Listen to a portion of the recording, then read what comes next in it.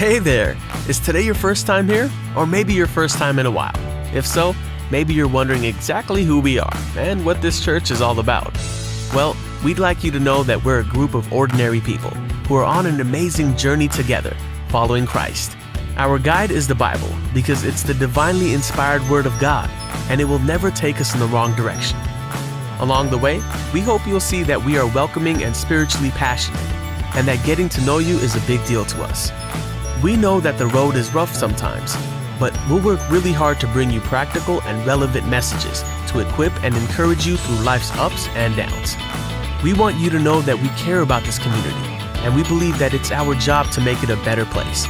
So, no matter who you are or where you've been, we're glad you're here with us today, and we hope that you'll join us on our journey, following Christ and living out His plan for us. So, welcome to church.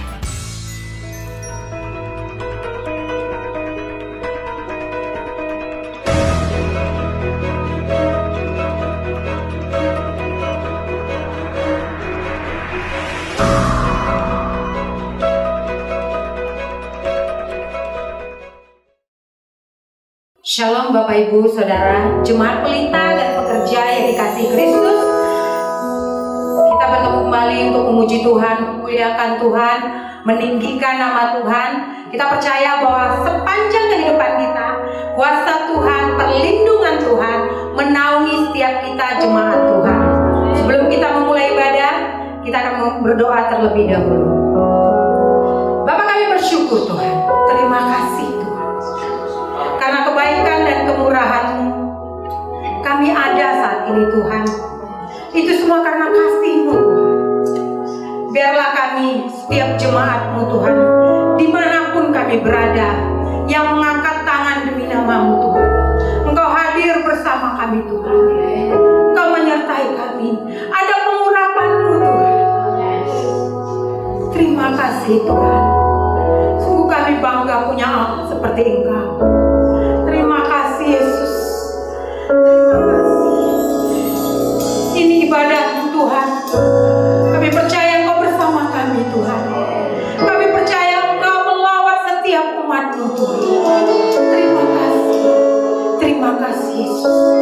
Terima kasih. Terpujilah nama-Mu Bapa. Di dalam nama Yesus kami berdoa. Amin. Kami bersyukur Tuhan.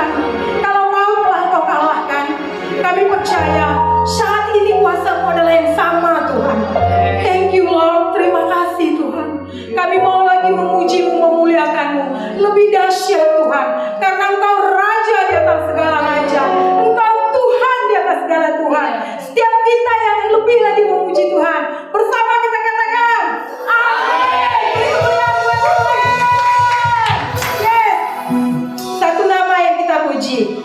Karena Dia Allah, Dia Raja. Dia yang akan memberi kekuatan kepada kita. Kutuk telah dapatkan.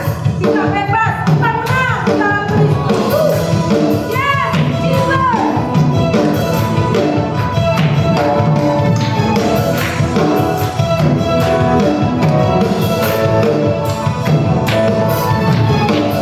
Terpujilah namamu Tuhan, kuat dan penuh kemuliaan. Satu suara kami nyatakan, kebesaran-Mu kekal selamanya. Terpujilah namamu Tuhan, ajaib dan penuh keagungan. Satu hati kami nyatakan, kerajaan-Mu kekal selamanya.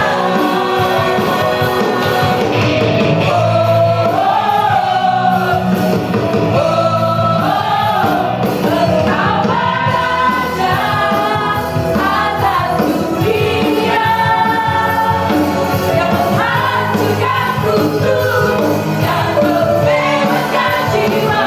Kami bersorak, bertepuk tangan, sebab Tuhan berjaya dan meminta untuk selamanya. Terpujilah namamu Tuhan, ajaib dan penuh keagungan. Satu hati kami nyatakan, kerajaan-Mu kekal selamanya. Engkau beraja atas dunia, yang menghancurkan kutub dan membebaskan jiwa. Kami bersorak, bertepuk tangan, sebab Tuhan berjaya dan meminta untuk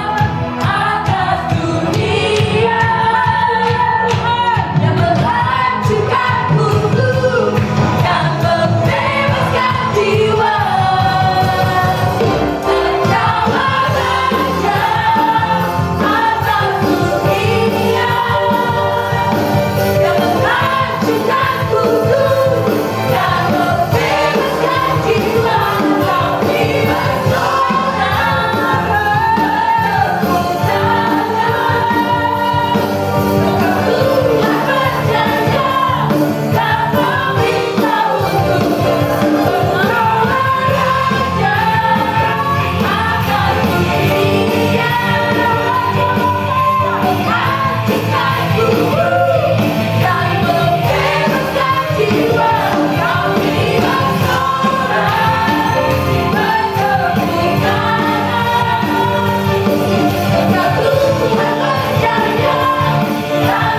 bersorak, bertepuk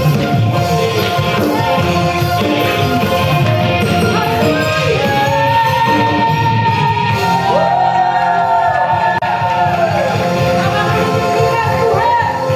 untuk Muliakan Tuhan. Selamanya Engkau adalah Raja, selamanya Engkau adalah Tuhan. Tuhan, sebagai penyembah, kami datang lebih sungguh kehadirat-Mu Tuhan. Biarlah kami bisa menjadi penyembah-penyembah-Mu yang menyembah-Mu dalam roh dan kebenaran Tuhan, yang mengandalkan Tuhan dalam setiap kehidupan kami, yang meninggikan nama Tuhan dalam setiap hal yang kami lakukan. Yes, Jesus.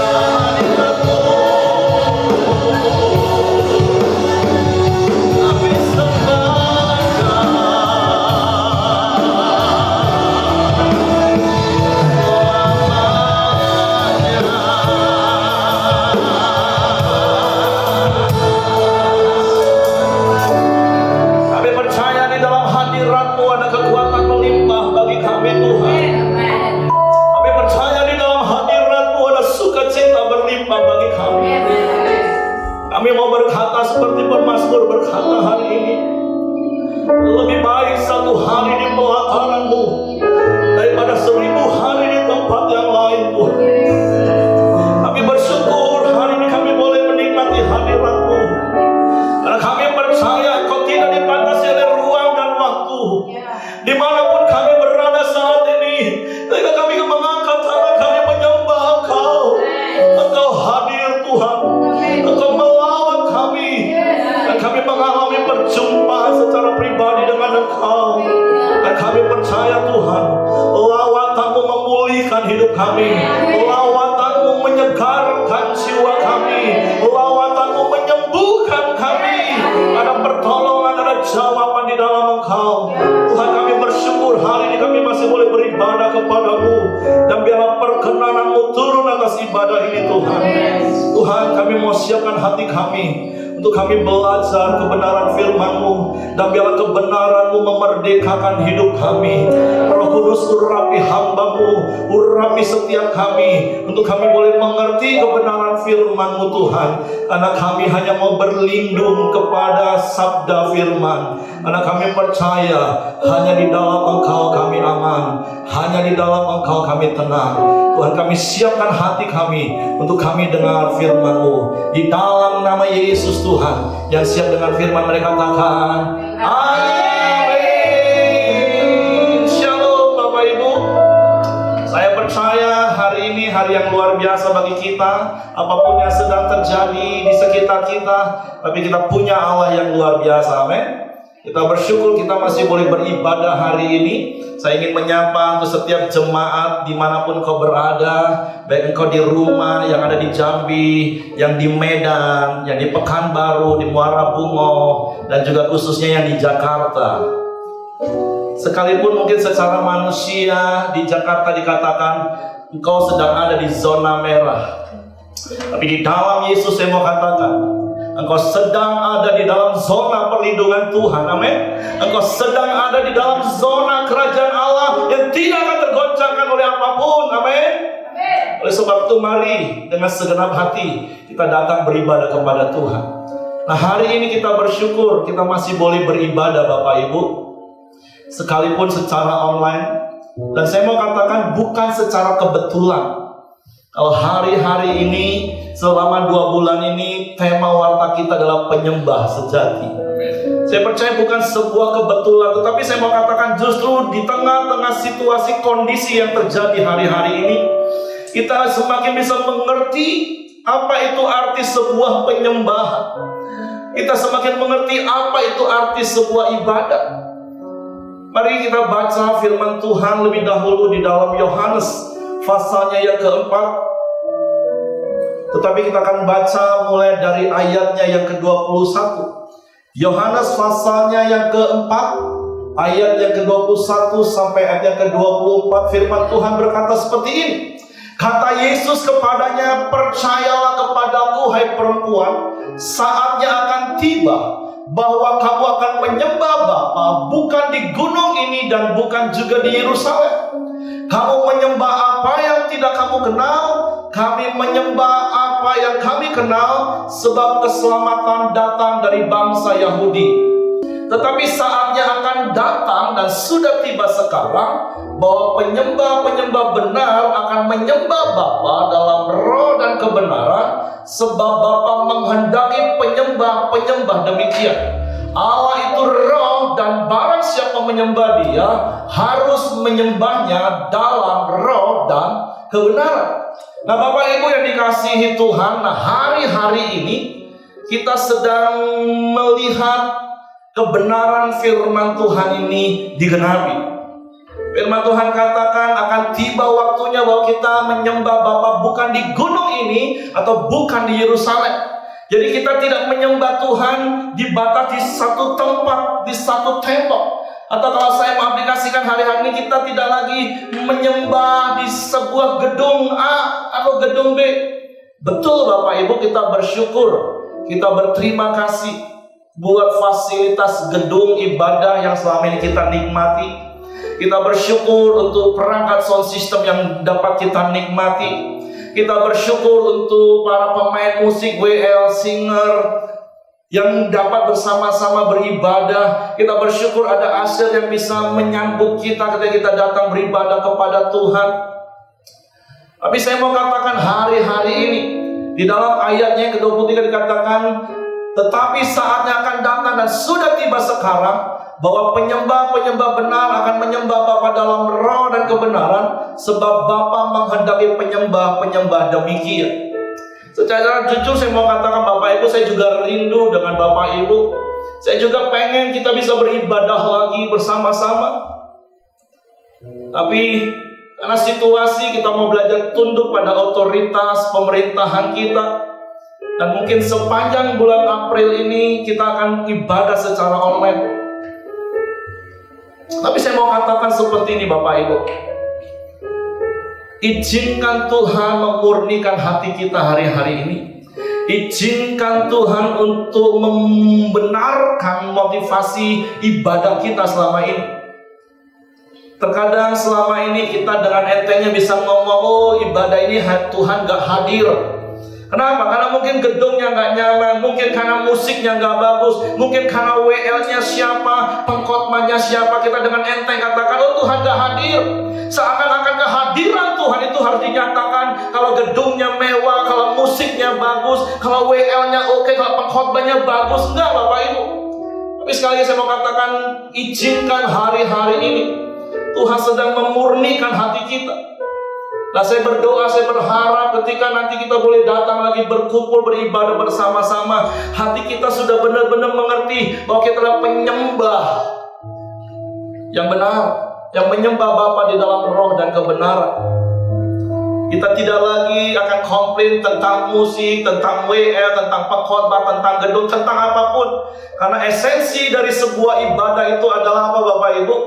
Esensi dari ibadah itu adalah kehadiran dan perjumpaan dengan Tuhan itu sendiri.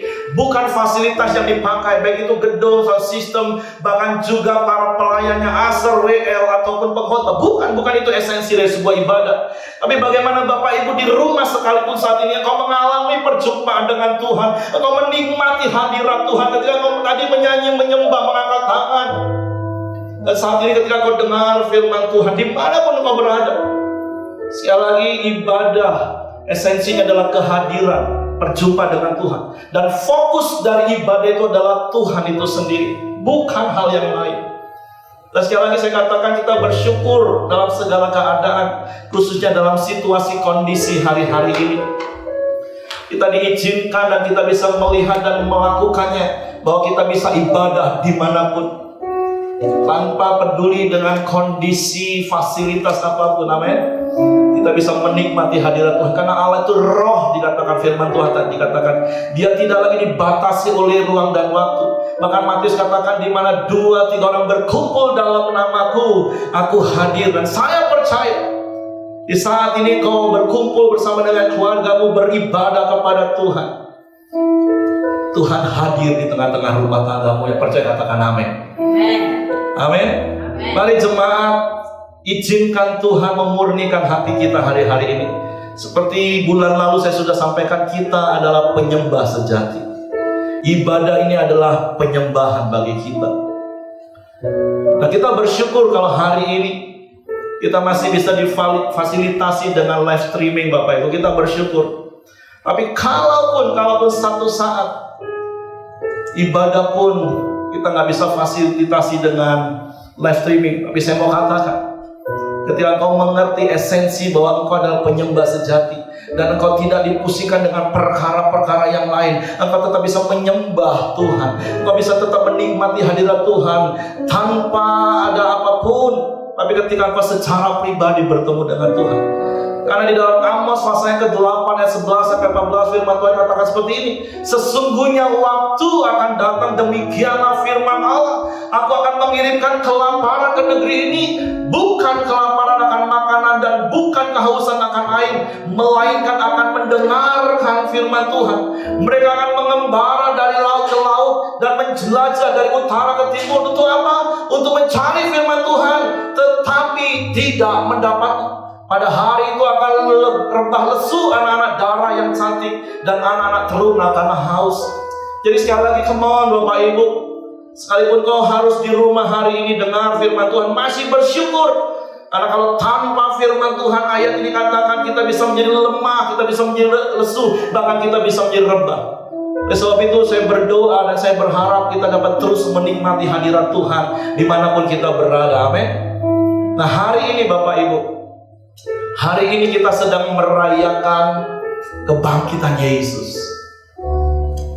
Saya akan fokus pada ayat dari Yohanes pasal 4, ayat yang ke-22. Di seluruh muka bumi hari ini semua umat Kristen merayakan hari kebangkitan Tuhan. Kalau di dalam Yohanes pasal yang keempat ayat 22, firman Tuhan katakan seperti ini. Kamu menyembah apa yang tidak kamu kenal. Kami menyembah apa yang kami kenal. Sebab keselamatan datang dari bangsa Yahudi. Hari ini saya mau sampaikan kebenaran firman Tuhan.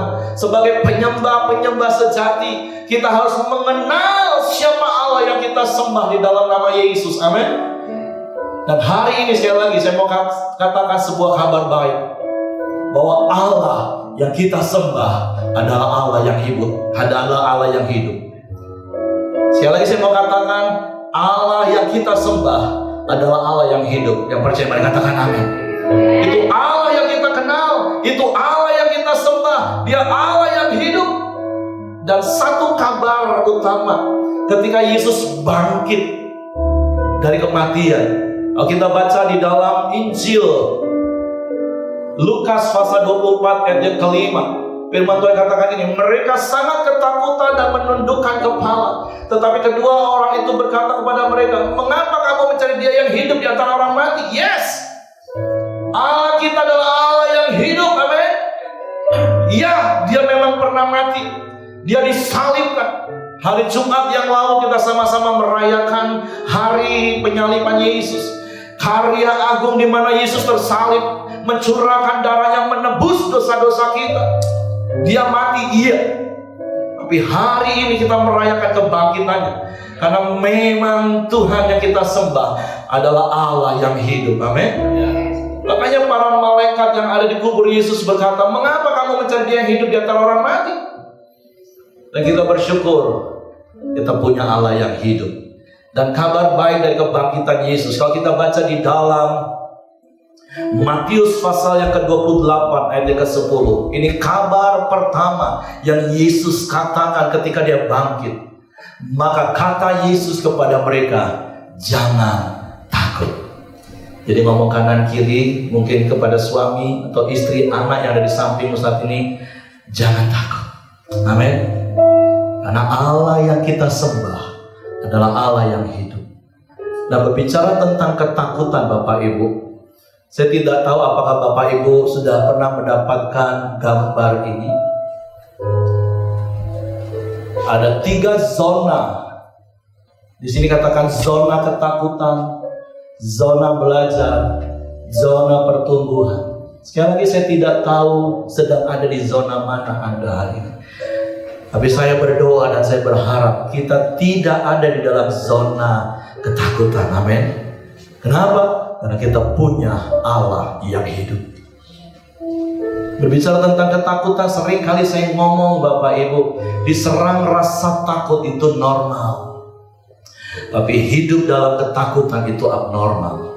Diserang rasa khawatir itu normal, tapi hidup dalam kekhawatiran itu abnormal. Ngomong kanan kiri, kamu mau normal atau abnormal? Saya percaya karena kita punya Allah yang hidup, kita tidak hidup dalam ketakutan. Karena di dalam 1 Yohanes pasal yang keempat ayat 18, firman Tuhan berkata seperti ini. Di dalam kasih tidak ada ketakutan. Di dalam kasih tidak ada ketakutan. Amin. Artinya ketika kita hidup di dalam kasih Allah, maka kita tidak akan pernah mengalami ketakutan. Dan kita bersyukur kalau di dalam Roma pasal yang kelima, 5 katakan ini, dan pengharapan tidak mengecewakan. Karena apa? Karena kasih Allah telah dicurahkan di dalam hati kita. Amin.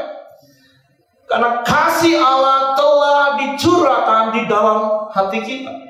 Dan saya bersyukur dan saya percaya setiap kita yang mendengar kebenaran firman Tuhan hari ini adalah orang-orang yang tetap tinggal di dalam kasih Allah, sehingga kita tidak hidup di dalam ketakutan. Amin. Nah, sepanjang minggu ini ketika merenungkan Minggu Paskah, ada satu ayat yang menggelitik dalam hidup saya. Saya tahu terkadang iblis bisa memakai ayat untuk mengintimidasi. Saya diingatkan ayat di dalam Lukas pasal 22 ayat 44. Ini kisah ketika Yesus ada di Taman Getsemani.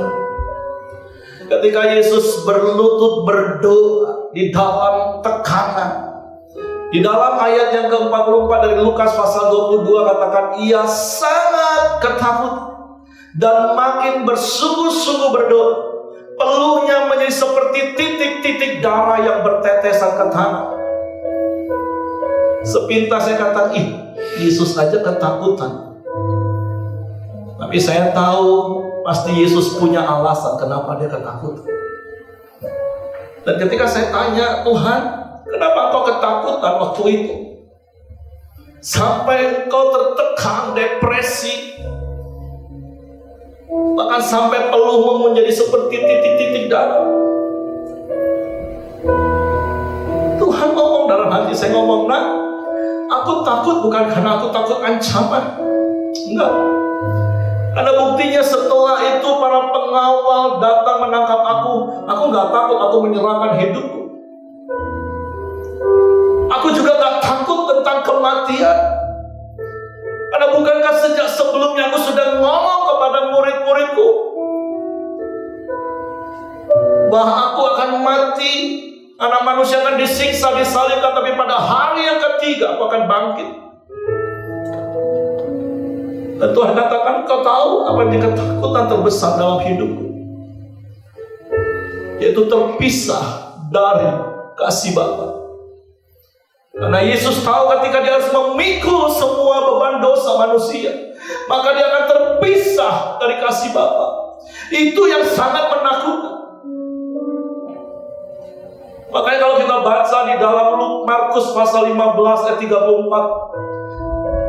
setelah Yesus tergantung di kayu salib selama lebih kurang 6 jam sejak jam 9 pagi, maka Markus 15 ayat 34 katakan, dan pada jam 3 berserulah Yesus dengan suara nyaring, Eloi, Eloi, lama sabachthani, yang artinya, Allahku, Allahku, mengapa kau meninggalkan aku? Inilah ketakutan yang terbesar sesungguhnya, yaitu terpisah dari kasih Allah. Makanya beberapa waktu yang lalu saya membuat sebuah quotes. Kalau Bapak Ibu yang follow di IG atau Facebook saya, Bapak Ibu pasti akan lihat foto ini. Ketika kita hidup di dalam kasih Allah, maka tidak ada satupun perkara yang membuat kita ketakutan. Karena yang seharusnya menjadi ketakutan terbesar kita adalah jika kita tidak memiliki kasih Allah dalam hidup kita. Jadi come on Bapak Ibu, tetaplah tinggal di dalam kasih yang telah dicurahkan dalam hidupmu, sehingga tidak ada ketakutan dalam hidupmu. Seperti Yesus mengalami ketakutan karena dia harus terpisah. Selama engkau tetap tinggal dalam kasih Tuhan, maka 1 Yohanes 4:18 tadi dikatakan, di dalam kasih tidak ada ketakutan. Oleh sebab itu, di samping kalimat itu saya tulis seperti ini, janganlah menebar ketakutan. Stop hari ini. Tak usah lagi lanjutkan forward berita-berita yang hanya menimbulkan ketakutan. Kenapa? Sehingga membuat kasih kebanyakan orang menjadi tawar. Tapi ini waktu bagi kita untuk kita menebarkan kasih Allah secara nyata. Supaya apa? Supaya orang gak hidup lagi dalam ketakutan. Apa yang kau bisa buat hari ini bukan hanya untuk dirimu, tapi bagi orang lain. Mungkin kau gak bisa berbuat banyak. Engkau hanya bisa menolong satu orang, tolong satu orang. Engkau mungkin tidak bisa berbuat lebih daripada orang lain, tapi apapun yang bisa engkau beri hari ini. Jangan menebar lagi ketakutan sehingga kasih kebanyakan orang jadi tawar, tapi tebar kasih Allah. Come on Bapak Ibu, di tengah situasi yang tidak baik, saya sering menulis hari-hari ini, Tuhan tetap turut bekerja dalam segala sesuatu, mendatangkan kebaikan bagi kita. Dan hari ini sekali lagi saya mau katakan, jangan takut. Kenapa? Karena engkau punya Tuhan yang hidup. Karena kita punya Tuhan yang hidup. Amin. Nah, hari ini secara cepat saya mau sampaikan ada 3 hal paling tidak yang bisa dilakukan oleh Allah kita, karena Dia Allah yang hidup. Yang pertama, karena Yesus hidup, maka Yesus itu maha hadir. Yesus hidup, dan Dia tidak lagi dibatasi oleh ruang dan waktu. Kalau Bapak Ibu baca di dalam Yohanes pasal ke-20 ayat 19 sampai 21, di situ dikisahkan bagaimana murid-murid juga ketakutan. Kemudian mereka juga mengunci diri mereka di sebuah ruangan. Sama seperti Bapak Ibu, kita sedang lockdown, kita stay at home. Walaupun kita bersyukur kita masih bisa keluar, tapi saya harapkan kalau untuk hal-hal yang penting saja Bapak Ibu keluar rumah. Tapi murid-murid mereka mengunci pintu di mana mereka ada, rapat-rapat karena mereka juga ketakutan. Tapi kalau Bapak Ibu baca di dalam Yohanes pasal 20 19 sampai 21, Yesus hadir di tengah-tengah mereka. Dan saya percaya Bapak Ibu, apapun situasi kondisimu hari ini di rumah, mungkin ada masih intimidasi, ketakutan dari iblis ketika kau mendengar berita, ketika kau melihat berita, melihat situasi. Tapi percayalah hari ini, ketika kau menyembah Tuhan, ketika kau beribadah hari ini, Tuhan hadir di tengah-tengah rumah tanggamu. Yang percaya katakan amin. Firman Tuhan yang menjamin 2-3 orang berkumpul dalam namaku, aku hadir. Amin. Dan kehadiran Yesus memberikan damai sejahtera. Maka ketika Yesus hadir di tengah-tengah murid, Yesus berkata, damai sejahtera bagimu. Dan saya percaya hari ini Tuhan juga hadir dalam rumah tanggamu. Dia memberikan damai sejahtera, menggantikan setiap ketakutan hari-hari ini. Dan firman Tuhan di dalam Yohanes pasal 14 ayat 27, bahwa damai sejahtera aku tinggalkan bagimu, damai sejahtera aku berikan kepadamu, dan apa yang kuberikan tidak seperti yang diberikan oleh dunia kepadamu. Janganlah gelisah dan gentar hatimu. Jangan gentar, jangan gelisah. Izinkan kasih Allah, izinkan damai sejahtera Allah menguasai hati dan pikiran kita. Amin. Karena engkau punya Allah yang hidup. Dia hadir dimanapun engkau berada hari ini. Yang kedua, karena Yesus hidup, maka ada pengharapan di dalam Dia. Kalau Bapak Ibu baca nanti di rumah, dalam Lukas pasal ke-24 ayat yang ke-13 sampai 33, saya tidak punya banyak waktu untuk membacakan ayat ini, tapi saya percaya Bapak Ibu punya banyak waktu di rumah nanti untuk baca kisah ini. Amin. Walaupun saya percaya mungkin Bapak Ibu juga sudah hafal kisah ini. Ini adalah sebuah kisah di mana sepasang suami istri, yaitu Kleopas, dalam keputusasaan karena Yesus disalib, mereka mengambil keputusan untuk pulang kampung ke kampung halaman mereka. Dan di tengah perjalanan Yesus datang menghampiri mereka dan mereka nggak tahu. Karena apa? Karena ada keputusasaan yang menutupi mata mereka. Hari ini, kalau kau mulai putus asa, mungkin kau kena dampak dengan situasi yang sedang terjadi hari ini. Mungkin kau harus mengalami pemutusan hubungan kerja. Mungkin engkau paling tidak mengalami dirumahkan hari ini. Kalau kau berjualan, mungkin omsetmu turun hari ini. Kalau mungkin engkau pengusaha dan harus tutup usahamu hari ini. Tapi dengar baik-baik, di dalam Yesus yang hidup ada pengharapan. Seperti apa yang dialami oleh keluarga Kleopas. Mereka pulang dengan tertunduk dalam keputusasaan. Tapi ketika mereka sampai di rumah mereka, dan kemudian Yesus memecah-mecahkan roti, dan mata mereka terbuka dan mereka memandang kepada Yesus, maka ada harapan baru yang muncul. Firman Tuhan mencatat mereka malam itu juga langsung berbalik kembali ke Yerusalem. Kenapa? Karena mereka melihat Yesus yang hidup. Mereka melihat Yesus yang sanggup menolong mereka itu hidup dan berkuasa. Sama dengan apa yang harus kita lakukan hari ini. Mungkin kau gak tahu apa yang harus kau buat di tengah-tengah situasi hari-hari ini. Tapi kita juga mau belajar seperti Yosafat berkata. Ada banyak ayat-ayat yang Bapak Ibu bisa lihat. Nanti slide saya boleh ditampilkan, Bapak Ibu boleh baca. Tapi saya mau bacakan di dalam 2 Tawarik pasal 20 ayat 12 dikatakan gini. Ya Allah kami, tidakkah Engkau akan menghukum mereka? Karena kami tidak mempunyai kekuatan untuk menghadapi laskar yang besar ini yang datang menyerang kami. Kami tidak tahu apa yang harus kami lakukan, tetapi mata kami tertuju kepadamu. Come on Bapak Ibu. Kalau kau mulai putus asa hari ini, kau mulai hilang pengharapan karena situasi, dengar sekali lagi baik-baik. Engkau punya Tuhan yang hidup. Engkau punya Tuhan yang berkuasa. Engkau punya Tuhan yang bisa memberikan pengharapan baru dalam hidupmu. Situasi ini bukan akhir segala-galanya. Jangan mata rohani kita tertutupi dengan masalah. Tapi mari memandang kepada Yesus yang hidup hari ini. Ada pengharapan di dalam Dia, amin.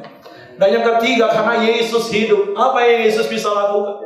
Yesus katakan seperti ini di dalam Matius pasal yang ke-28 ayat 18. Yesus mendekati mereka dan berkata, kepadaku telah diberikan segala kuasa di surga dan di bumi. Yang percaya katakan amin.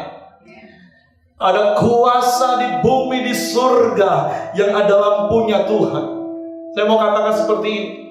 Kalau kau melihat situasi hari-hari ini sepertinya situasi gak terkendali. Semua orang takut, semua orang panik. Tapi sekali lagi, jangan memandang situasi yang sedang terjadi, tapi pandang kepada Tuhanmu yang hidup. Dan percaya Dia punya kuasa untuk mengendalikan segala sesuatu. Tuhan tahu apa yang sedang kau alami. Tuhan tahu apa yang sedang kau alami hari ini. Dengar baik-baik. Tapi Dia punya kuasa untuk menolong engkau. Dia punya kuasa untuk menolong engkau. Amin. Jadi engkau punya Allah yang hidup. Dan yang luar biasanya lagi Bapak Ibu, kalau kita baca di dalam Kisah Para Rasul pasal yang pertama ayat yang ke-8, firman Tuhan katakan seperti ini. Tetapi kamu akan menerima kuasa kalau Roh Kudus turun ke atas kamu. Artinya apa Bapak Ibu? Kuasa yang ada di dalam Yesus itu telah diberikan ke dalam hidup kita. Amin. Ngomong kanan kiri, kuasa itu sudah diberikan dalam hidup kita. Mari kita pakai kuasa. Ayat berikutnya katakan supaya untuk apa? Supaya kita menjadi saksi Tuhan. Mulai di Yerusalem, di seluruh Yudea dan Samaria, dan sampai ke ujung bumi. Come on, saya mendorong setiap kita. Jangan lagi kau terpuruk dalam ketakutan. Jangan lagi kau terpuruk dalam keputusasaan dan hilang harapan. Bangkit seperti Yesus telah bangkit, seperti Yesus hidup. Dia berkuasa di bumi, di surga, dan kuasa itu telah diberikan dalam hidup kita. Mari kita menyatakan kasih dan kuasa Tuhan hari-hari ini. Amin. Kita punya Tuhan yang hidup. Kita punya Tuhan yang berkuasa di bumi dan di surga. Saya undang pemain musik WL dan singer. Kita mau menaikkan satu lagu. Mungkin ini lagu lama Bapak Ibu, tapi lagu ini katakan kita punya Allah yang hidup. Bahwa kubur kosong itu membuktikan Dia hidup. Dan sebab Dia hidup ada harapan. Sebab Dia hidup ada hari esok. Amin. Mari nyanyi dengan sukacita. Ini hari kemenangan bagi kita. Karena Yesus bangkit. Karena Yesus hidup. Amin. Mari dengan sukacita kita nyanyikan pujian ini. Bertujukan